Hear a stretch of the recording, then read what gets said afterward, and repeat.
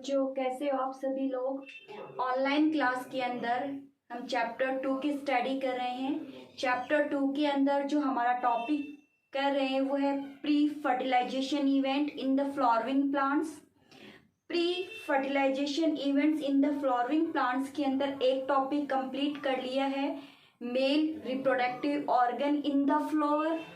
आज अपन जो स्टडी करने वाले हैं वो स्टडी करेंगे अपन female reproductive organ. Female reproductive organ in the flower. Female reproductive organ. Reproductive organ, ठीक है। फ्लावर के अंदर फीमेल रिप्रोडक्टिव ऑर्गन की अपन फीमेल रिप्रोडक्टिव ऑर्गन की अपन क्या करेंगे, स्टडी करेंगे।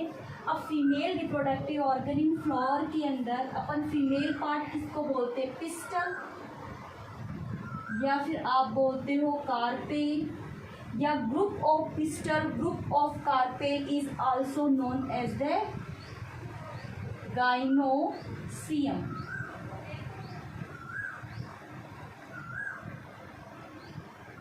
नोन एज द गाइनोसियम, ठीक है। ये बात आपको पता है।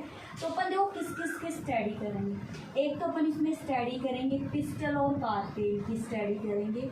सेकंड अपन इसके अंदर ओव्यूल की स्टडी करेंगे, जिसको आप मेगा स्पोरेंजियम बोलते हो। वहाँ पर क्या था, माइक्रो स्पोरेंजियम, और यहाँ पे क्या होगा, मेगा स्पोरेंजियम होगा, ठीक है ये बात। चलो फिर उसके बाद में एक अपन स्टडी करेंगे एम्ब्रियोसेक की। एम्ब्रियोसेक, इसमें क्या प्रेजेंट होता है, फीमेल गैमेट जहाँ होगा वो कौन सा पार्ट कहलाएगा, एम्ब्रियोसेक वाला कहलाएगा। तो क्या क्या स्टडी करोगे, पिस्टल की स्ट्रक्चर पढ़ोगे, ओव्यूल के स्ट्रक्चर पढ़ोगे, एम्ब्रियोसेक का फॉर्मेशन करोगे। ये एग्जाम में क्वेश्चन आता है। एक तो एग्जाम में क्वेश्चन आता है इसका लेबल डायग्राम या स्ट्रक्चर को एक्सप्लेन करना पूछते हैं, ठीक है। फिर उसके बाद में एम्ब्रियोसेक से रिलेटेड पूछ ले, या अपन इसमें पढ़ेंगे मेगा स्पोरोजिनेसिस पढ़ेंगे, मेगा स्पोर का फॉर्मेशन करेंगे। और मेगा स्पोर का फॉर्मेशन करने के बाद में अपन जो एम्ब्रियोसेक है, फीमेल गैमेटोफाइट है, इसका डेवलपमेंट करेंगे। फीमेल गैमेटोफाइट्स का क्या करेंगे, डेवलपमेंट करेंगे। तो इन सब पॉइंट्स को लेकर के अपन स्टडी करते हैं। तो अपन फर्स्ट ऑफ ऑल थोड़ी सी रफली स्टडी करेंगे पिस्टल की, the structure of the pistol. तो देखिए आप, पिस्टल ये कौन सा पार्ट होता है, फीमेल पार्ट है। Female reproductive part of the flower is divide into the 3 parts. Divide into the 3 part. The base part is swell, attached with the thalamus. Attached with the thalamus. This is known as the ovary.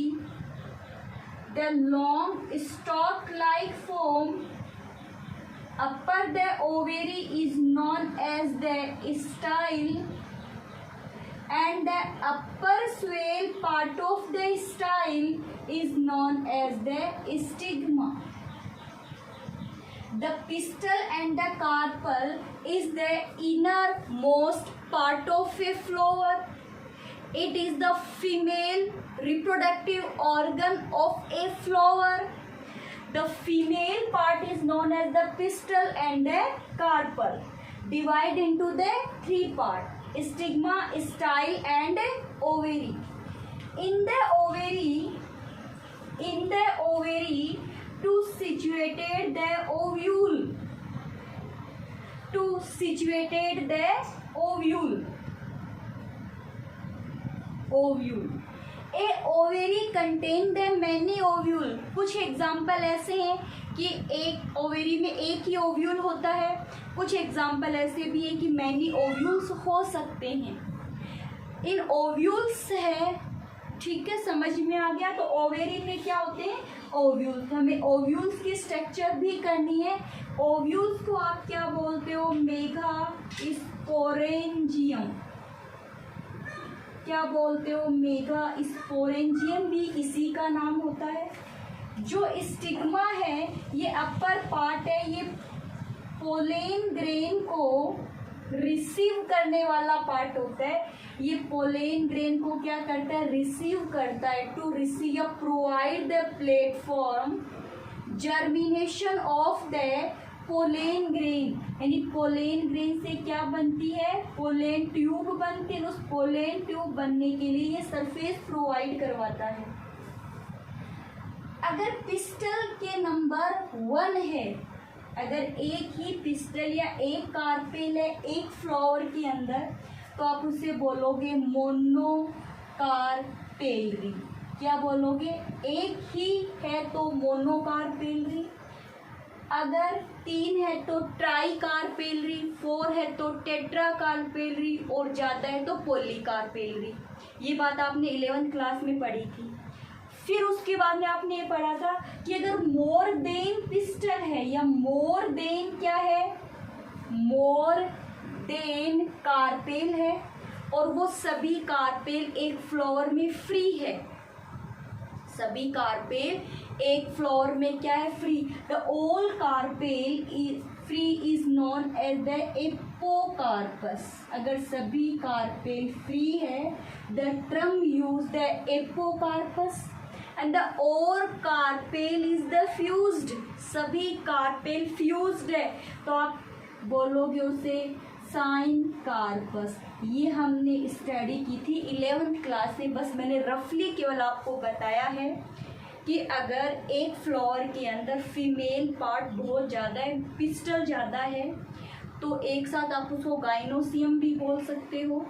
अगर gynoecium एक दूसरे से attach है तब आप word use करते हो sign corpus. Fused है, अगर गाइनोसियम कैसी है, फ्यूज्ड है, तब आप क्या बोलोगे, साइन कार्पस बोलोगे। अगर गाइनोसियम फ्री है तो आप उसे क्या बोलोगे, एपोकार्पस बोलोगे। ठीक है, तो पिस्टल फीमेल पार्ट या कार्पेल फीमेल पार्ट है। अगर एक है तो एक फ्लावर में एक ही फीमेल पार्ट है, यानी एक ही स्ट्रक्चर है ये, तब आप इसे क्या बोलोगे, मोनोकार्पेल्स। 2 है तो, है ना, ठीक है, समझ में आ गया इतना। बहुत सारी है तो पोलोकार्पे, polycarpels. All are the fused is known as the syncarpous. All are the free is known as the apocarpous. और the plural of the carpel is known as the gynoecium.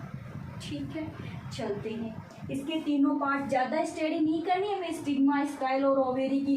हमें तो स्टडी किसकी करनी है, ovule की study करनी है। तो चलो नेक्स्ट हमारा टॉपिक क्या रहेगा, ओव्यूल। और एग्जाम में पूछा जाता है ओव्यूल, मोस्ट इम्पोर्टेंट क्वेश्चन है, very very most important question है ओव्यूल। ओव्यूल, ठीक है, ओव्यूल को बोलते हैं मेगा स्पोरेंजियम। वहाँ पे वो माइक्रो स्पोरेंजियम थी ना, यहाँ पे ये मेगा स्पोरेंजियम है। हम क्या कहेंगे, हम क्या कहेंगे, देखो हम ये कहेंगे कि स्टिग्मा, स्टाइल और क्या है, ओवेरी है। स्टिग्मा, स्टाइल और ओवेरी है। ओवेरी में एक कैविटी प्रेजेंट है, उस कैविटी को आप बोलोगे प्लेसेंटा। प्लेसेंटा के बेस पर ओव्यूल्स के टाइप आप लोगों ने पढ़े थे, है ना, पी के अंदर, याद है क्या, ऐसे 11th क्लास के अंदर हम लोग ऐसे ऐसे ऐसे ओव्यूल्स लगा देते, ऐसे रिज्ड पे पी के ऐसे तो लगाए थे ओव्यूल्स। फिर कुछ पार्ट ऐसे थे जिनके जो ओव्यूल्स है ऐसे मल्टी कार्पेल बनाई थी हम लोगों ने, और फिर इसके अंदर क्या लगाए थे, ओव्यूल्स, यानी सेंटर में तो है लेकिन चेम्बर में डिवाइड है, इस टाइप से। तो इस अरेंजमेंट को प्लेसेंटल्स बोलते हैं। The arrangement of ovule in the ovary is known as the placentals. अब सुनो, जैसे मान लो ये ओवेरी है ना, ओवेरी के यहाँ पर ये इस टाइप से अरेंज हो गया, जैसे मान लो ओव्यूल्स ऐसे अरेंज हो गया, या फिर आपको ये इधर दिखाई दे रहा होगा। तो जहाँ से ये अरेंज हो रहा है ना, उसको आप क्या बोल दो, प्लेसेंटा बोल दो। क्या बोल दो, प्लेसेंटा। तो ओव्यूल्स क्या है, मेगा स्पोरेंजियम बोला जाता है ओव्यूल्स को, एक बात। दूसरी आप बात करोगे कि ओव्यूल्स कहाँ सिचुएटेड होते हैं, ओवेरी में सिचुएटेड होते हैं। कहाँ होते हैं, ओवेरी में सिचुएटेड होते हैं। ओवेरी में एक चेम्बर है या एक केविटी है, ठीक है। ओवेरी में एक केविटी है, वो जो केविटी है वहाँ पे क्या है, प्लेसेंटा है। और प्लेसेंटा से क्या लगा हुआ है, प्लेसेंटा से क्या लगा रहता है, ओव्यूल्स लगा रहता है। तो ओव्यूल्स ओवेरी में कहाँ अरेंज हो, किस भाग से जुड़ा रहता है, प्लेसेंटा से जुड़ा रहता है। अब बात समझते जाना, मैं पूरा रफ करूँगी यहाँ से। अब ओव्यूल्स की स्ट्रक्चर बनाएंगे हम सबसे पहले। तो मैं पहले स्ट्रक्चर बना दूँ ओव्यूल्स की, फिर आपको समझाऊंगी कि एक जो ओव्यूल्स होता है, ठीक है, प्लेस से किस टाइप से है। तो मैं अंदर से बना रही हूँ सबसे पहले केवल चेम्बर बना के छोड़ूंगी, नाम वाम बाद में लिखेंगे, ठीक है। ये मैं ओव्यूल की स्ट्रक्चर बना रही हूँ ओवेरी के अंदर। ओव्यूल्स की स्ट्रक्चर कहाँ बना रही हूँ, ओवेरी में बना रही हूँ, ध्यान रखना इस बात का।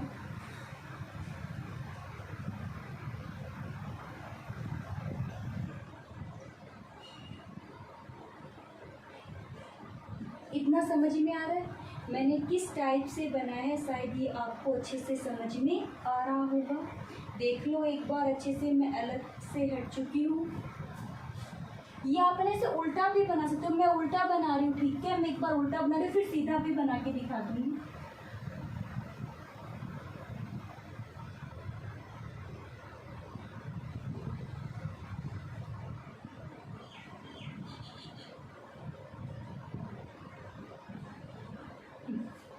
इधर देखो एक बार, है ना, ये डायग्राम, ठीक है।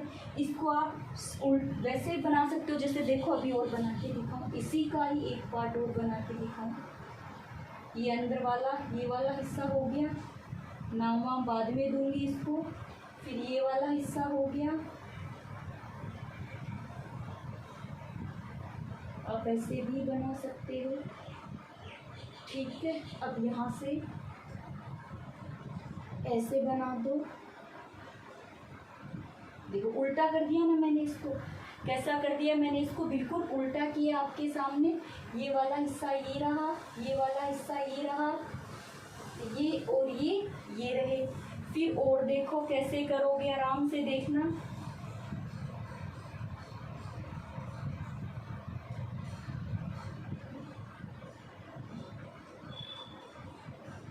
ठीक है, ये बन गया, उल्टा कर दिया। हाँ, अब सुनते जाओ, अब बिल्कुल आराम से सुनते जाना। यहाँ क्या रहेगी, सुनो मेरी बात। यहाँ क्या है, ओवेरी है ना। आपको ये आउटर बनाने की जरूरत है, बस मैंने समझाने के लिए बनाई है। ये ओवेरी है, ठीक है। ओवेरी के अंदर क्या होता है, प्लेसेंटा। क्या होता है जी, प्लेसेंटा होता है। क्या होता है, प्लेसेंटा। प्लेसेंटा से क्या जुड़ा रहता है, प्लेसेंटा से क्या जुड़ा रहता है, ओव्यूल जुड़ा रहता है। तो प्लेसेंटा का वह पार्ट जहाँ ओव्यूल्स, ये प्लेसेंटा मान लो आप, यहाँ पर ये प्लेसेंटा मान लो। The part of placenta where attach the ovules is known as the funicle.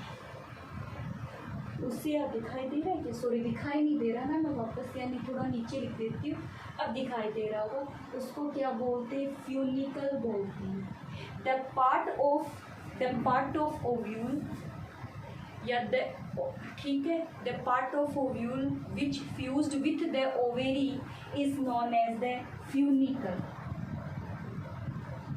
Is known as the funicle. समझ में आ गई, उसको आप क्या कहोगे, फ्यूनिकल कहोगे।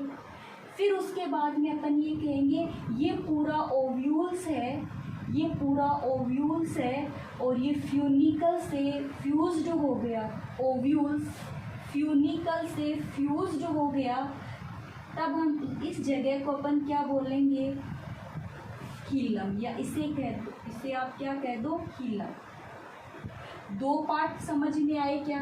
एक पार्ट तो क्या हो गया, फ्यूनिकल हो गया, एक पार्ट तो क्या हो गया, फ्यूनिकल हो गया, ठीक है, क्या हो गया, फ्यूनिकल हो गया।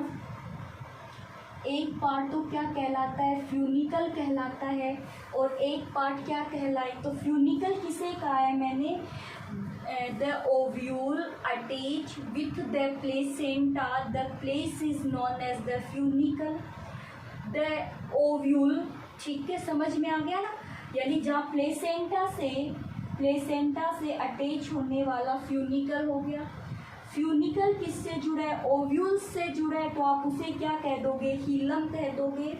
उस जगह को आप क्या कहोगे, हीलम कहोगे। जैसे मान लो क्या कह दोगे, हीलम कह दोगे। जैसे मान लो यहाँ है, तो यहाँ मैं आपको ये ऐसे करके दिखा दूँ, ये ऐसे कर दूँ, तो ये क्या बन गया, हीलम बन गया, दिखाई दे रहा है ना, हीलम क्या कहलाता है, हीलम कहलाता है। या फिर अगर आपको और भी कंफ्यूज लगे कि आप नहीं डिफाइन कर पा रहे, तो देखो मैं और इसको इजी कर देती हूँ आपके लिए। देखो ये वाला जो हिस्सा जा रहा है, एक तो ये रहा, आराम से देखना डायग्राम को, ठीक है। एक वाला पार्ट जैसे ये रहा, है ना, इधर देखो यहाँ पे मैंने कितनी लाइनें बनाई, आप लोग ध्यान से देखना, एक लाइन, और यहाँ से ऐसे कर दो, कर दिया। ये वाला हिस्सा तो क्या हो गया, फ्यूनिकल हो गया, जो ओवेरी से जुड़ा, प्लेसेंटा से जुड़ा है। अब ये जो प्लेसेंटा है, ये ओव्यूल्स ही है ना, देखो ये रहा, ये ओव्यूल्स है, ये पूरा क्या है, ओव्यूल्स। ये वाला हिस्सा क्या हो गया, ये प्लेसेंटा वाला पार्ट जो ओव्यूल से रिलेटेड रहेगा, फ्यूनिकल, और फ्यूनिकल ओव्यूल से फ्यूज्ड हो गया, क्या कहलाता है, हीलम कहलाता है। फ्यूनिकल ओव्यूल से फ्यूज्ड हो गया, वो जगह क्या कहलाएगी, हीलम कहलाएगी, क्या कहलाएगी, हीलम कहलाएगी। ठीक है, दो बातें समझ में आ गई तुम लोगों के। एक वाला पार्ट मैंने क्या बोल दिया, फ्यूनिकल बोल दिया, एक वाली पार्ट को मैंने क्या बोल दिया, देख लो एक बार आपके आराम से कि मैंने किसको क्या, देखो फ्यूनिकल किसे का है, प्लेसेंटा से एक स्टॉल, ये प्लेसेंटा, ये स्टॉल्क निकल रहा है, प्लेसेंटा से एक स्टॉल्क जुड़ा, उसको फ्यूनिकल कहते हैं। फ्यूनिकल ओव्यूल से फ्यूज्ड हो गया, हीलम कह दिया। फिर अपन कहेंगे कि जो ये ओव्यूल्स होता है, इस ओव्यूल्स में दो इंटेग्यूमेंट पाई जाती है जो इसको प्रोटेक्शन प्रोवाइड करवाती है। तो जो इंटेग्यूमेंट है, इसमें एक इंटेग्यूमेंट का नाम तो हो गया inner integument,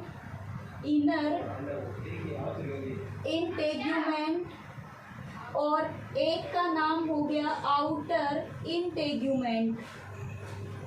The two envelopes surrounded the ovules provide the protection is known as the integument, the outer integument and the inner integument.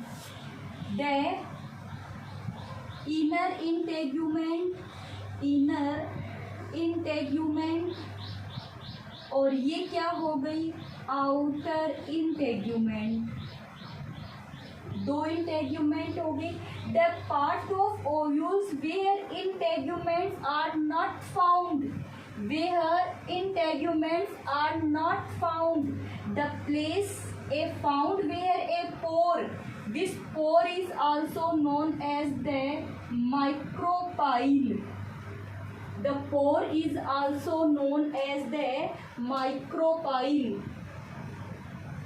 उसको क्या बोलोगे, माइक्रोपाइल बोलोगे, जहाँ इंटेग्यूमेंट नहीं पाई जाती। वैसे देख लो चारों, यहाँ से ये देखो, ये रही इंटेग्यूमेंट, ये दोनों इंटेग्यूमेंट है, लेकिन यहाँ इंटेग्यूमेंट मैंने नहीं बनाई, इसका मतलब इसको क्या बोलते हैं, माइक्रोपाइल बोलते हैं। इसका क्या काम होगा कि जब पोलेन ट्यूब है ना, पोलेन ट्यूब लगभग इसी माइक्रोपाइल के थ्रू एंटर करती है, लगभग प्लांट्स में इसी माइक्रोपाइल के अकॉर्डिंग एंटर करती है। फिर देखो द अपोजिट ऑफ, देखो ये वाला पार्ट, इसके ऊपर यह माइक्रोपाइल पाया जा रहा है, इसके बिल्कुल अपोजिट देखो यहाँ पे है ना, इसके जो अपोजिट है, is the opposite of the micropyle is known as the chalaza. क्या कहोगे उसको? कैलेजा कहोगे। Chalaza is the base of ovule. ये ओव्यूल का क्या बना रहा है? बेस बना रहा है, आपको दिखाई दे रहा है।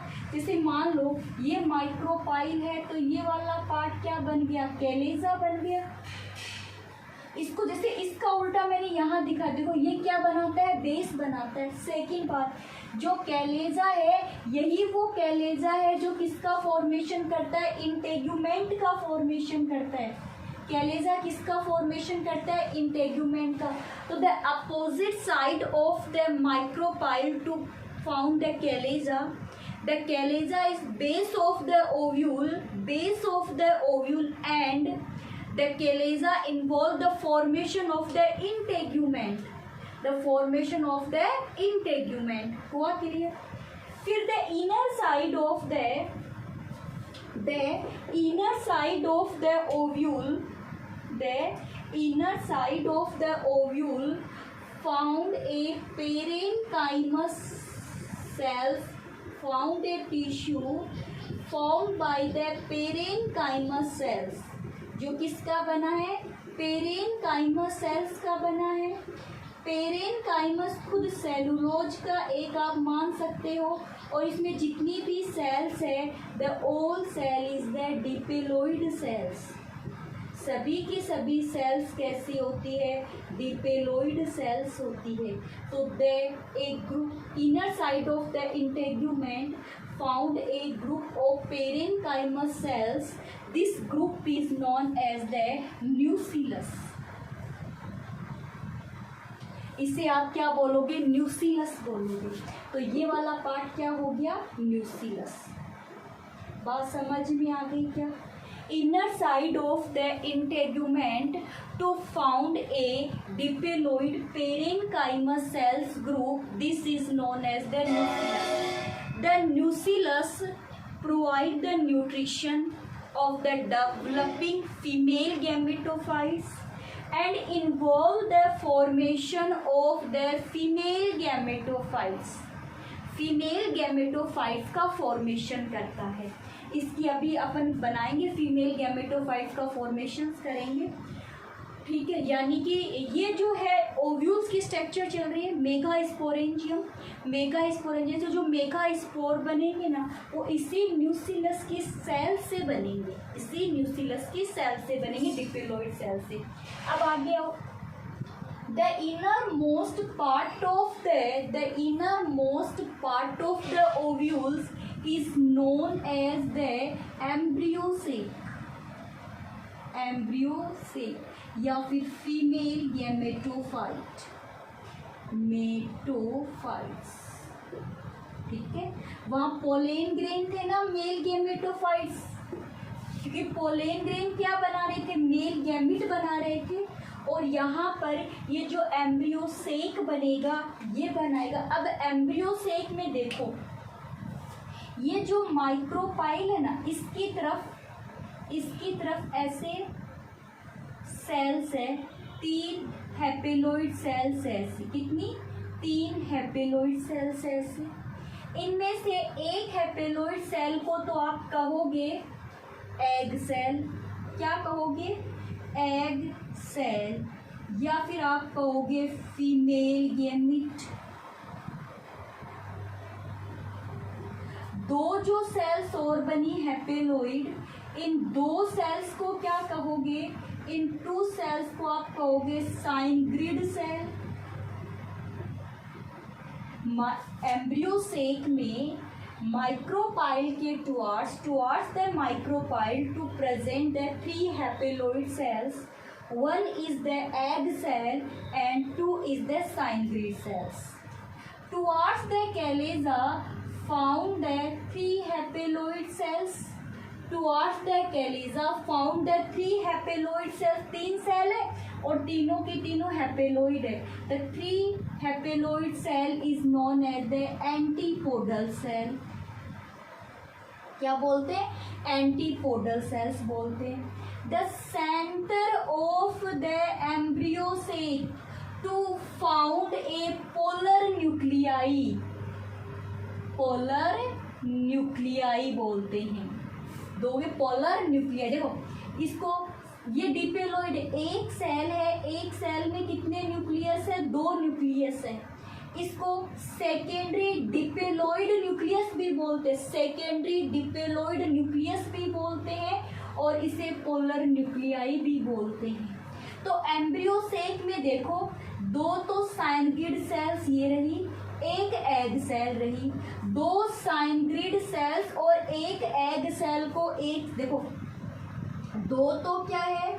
साइनग्रिड सेल है ना, एक क्या है? एग सेल, और तीनों ही क्या है? हैपेलॉइड। तो 2 साइनग्रिड सेल, एक एग सेल को क्या बोलते हैं? एग अपर्चर बोलते हैं। ये हम बनाना सीखेंगे, ये कैसे बनती है, ऐसे नहीं रट्टे नहीं मारे, बिल्कुल बनाना सिखाऊंगी बननी कैसे है। फिर जो कैलेजा की तरफ है वहाँ पे कितनी सेल है? वहाँ पे 3 सेल है और तीनों ही सेल कैसी है? हैपेलॉइड है। बीच में एक सेल है, ये कैसी है? डिपेलॉइड है। तो देखो सेल गिनो कितनी एम्ब्रियो सेक में? 1 2 3 4 5 6 7 सेल, 7 सेल होगी। न्यूक्लियस, ये न्यूक्लियस गिनो 1 2 3 4 5 6 7 8 न्यूक्लिएटेड। तो एम्ब्रियो सेक के अंदर 7 सेल 8 न्यूक्लिएटेड है। ये एग्जाम में क्वेश्चन पूछा जाता है। जो एम्ब्रियो सेक है 7 सेल है। 7 सेल कौन कौन सी एम्ब्रियो सेक में मैंने आपको बता दी। फिर सुनो, ये कौन सा पार्ट है? माइक्रोपाइल की तरफ 2 तो साइनग्रिड सेल है और एक एग सेल है। कैलेजा की तरफ 3 एंटीपोडल सेल्स है और बीच में सेकेंडरी न्यूक्लियस है। तो 3 और 3 6 एक 7 सेल हो गए। न्यूक्लियस कितने हो गए? 3 और 3 6 7 और 8 न्यूक्लियस हो गए। ये लो जी, ये किसकी स्ट्रक्चर है? ये स्ट्रक्चर है ओव्यूल की, एग्जाम में आती है। ओव्यूल की स्ट्रक्चर को एक्सप्लेन करो, तो ओव्यूल की स्ट्रक्चर बोल दो या फिर आप इसे मेगा स्पोरेंजियम की स्ट्रक्चर बोल दो। ठीक है, तो आप क्या कहोगे? The ovules present A chamber of the ovary, the place is the placenta, the place the stall form in the ovary attached with the ovules is known as the funicle. The funicle fused with the ovary is known as the hilum.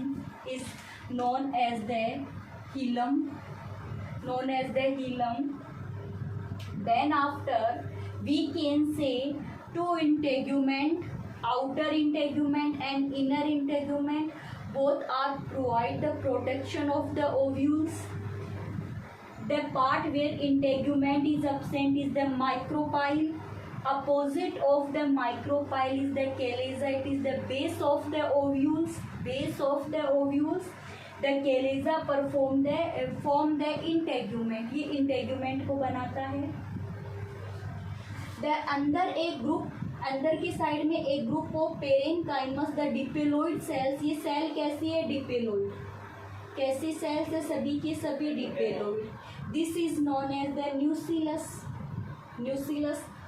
The innermost part is known as the embryo sac and female gametophytes. In the female gametophytes, the 3 haploid cells towards the micropyle. 1 is the egg cell and 2 is the syncytial cells. 3 haploid cells towards the caleza is known as the antipodal cells. One is the central, this is the diploid cell, this also known as the polar nuclei, and the secondary nucleus. This is clear? तो ये diagram आपको मिल जाएगा, theory मिल जाएगी, but theory आपको याद रखनी होगी ऐसी की ऐसी, जैसे मैंने आपको समझाई है। जिस लैंग्वेज में मैंने आपको समझाई है उसी लैंग्वेज में मैं आपको नोट्स दूंगी, कोई डिफरेंस नहीं मिलेगा। तो बार बार आप इस वीडियो को देख करके इस स्ट्रक्चर को एक्सप्लेन करेंगे। मेगा स्पोरेंजियम बोल दो या ओव्यूल बोल दो, एग्जाम में आता है। चाहे आप ये वाला डायग्राम बना सकते हो, ये वाला बना सकते हो, ये उल्टा है, ये सीखना है। इसको एनाट्रोफस बोलते हैं, जो मैंने बनाया ना ये एनाट्रोफस है, एनाट्रोफस टाइप का है। वैसे तो अरेंजमेंट के बेस पर ये जो अरेंजमेंट है, माइक्रोपाइल, कैलेजा ना, हीलम, इनके बेस के ऊपर इसकी अलग अलग टाइप है, बट वो राजस्थान बोर्ड की बुक में हमारे सिलेबस में नहीं है, एनसीईआरटी में, इसीलिए हम नहीं पढ़ेंगे। हम हमारे सिलेबस में क्यों लिखना है, इसीलिए हम यही पढ़ रहे हैं। नेक्स्ट क्लास के अंदर हमारा टॉपिक रहेगा मेगा स्पोरोजीनेसिस, मेगा स्पोर बनाएंगे। यहाँ से जो न्यूक्लियस की जो सेल्स होगी, ये डिप्लोइड है ना न्यूक्लियस की सेल्स, ये कैसी सेल्स है, डिप्लोइड सेल्स है। इससे मेगा स्पोर मदर सेल्स बनाएंगे। मेगा स्पोर मदर सेल्स से वही कहानी करेंगे, थोड़ा सा अलग होगा। ये क्लास हमारी कल होगी, आज की इतनी ही क्लास है और बहुत ही कम स्टूडेंट है जो वीडियो देख रहे, कमेंट बॉक्स में नाम लिख रहे हैं। अगर यही चलता रहा तो मैं फिर क्लासें बंद कर दूँगी, अगर पढ़ोगे नहीं तो। दूसरी बात ये, जब भी स्कूल खुलेगी तो जितना सिलेबस ऑनलाइन में करवा दिया गया है वो फिर से क्लास में नहीं करवाया जाएगा। ये क्लास में कब करवाया जाएगा, जब हमारा आगे का सिलेबस कंप्लीट हो जाएगा, उसके बाद ही करवाया जाएगा। तो ये आपकी रेस्पॉन्सिबिलिटी है कि जस्ट वीडियो मिलते ही आप टॉपिक को क्लियर कर लें। ओके बच्चों, हमारी क्लास आज इतनी थी। लाइक और शेयर कीजिए वीडियो को।